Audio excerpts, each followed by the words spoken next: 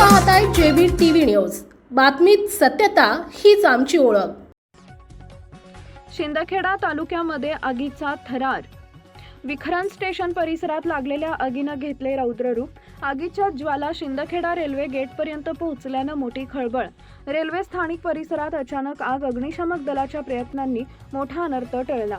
शिंदखेडा तालुक्यातील विखरण येथील रेल्वे स्थानक परिसरात सोमवार दिनांक 25 मे रोजी संध्याकाळी 7 ते 8 वाजेच्या सुमारास भीषण आग लागल्याची खळबळजनक घटना घडली आहे। रेल्वे स्थानकाच्या प्लॅटफॉर्म क्रमांक 2 वरील बाथरूमच्या मागील बाजूस असलेल्या मोकळ्या जागेत अचानक आग लागली। सुरुवातीला लहान स्वरूपात असलेली ही आग काही वेळातच हवेचा जोर वाढल्यानं वेगानं पसरत गेली। आगीच्या ज्वालांनी विकराळ रूप धारण करत थेट शिंदखेडा रेल्वे स्टेशनच्या गेट परिसरापर्यंत मजल मारल्यानं नागरिकांमध्ये भीतीचं वातावरण निर्माण झालंय। विखरण इथं लागलेली आगच पुढे शिंदखेडा रेल्वे गेटपर्यंत पोहोचली की दोन्ही ठिकाणी स्वतंत्र आग लागली।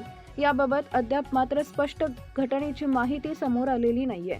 घटनेची माहिती मिळताच संबंधित अधिकाऱ्यांनी तात्काळ दोंडाईचा येथील अग्निशमक दलाशी संपर्क साधला। त्यानंतर अग्निशमक दलाचे पथक घटनास्थळी दाखल झाले व शर्थीचे प्रयत्न करून आग आटोक्यात आणली। आग भीषण स्वरूपाची असली तरी सुदैवाने या घटनेत कोणतीही जीवितहानी झालेली नसल्याची प्राथमिक माहिती मिळाली आहे।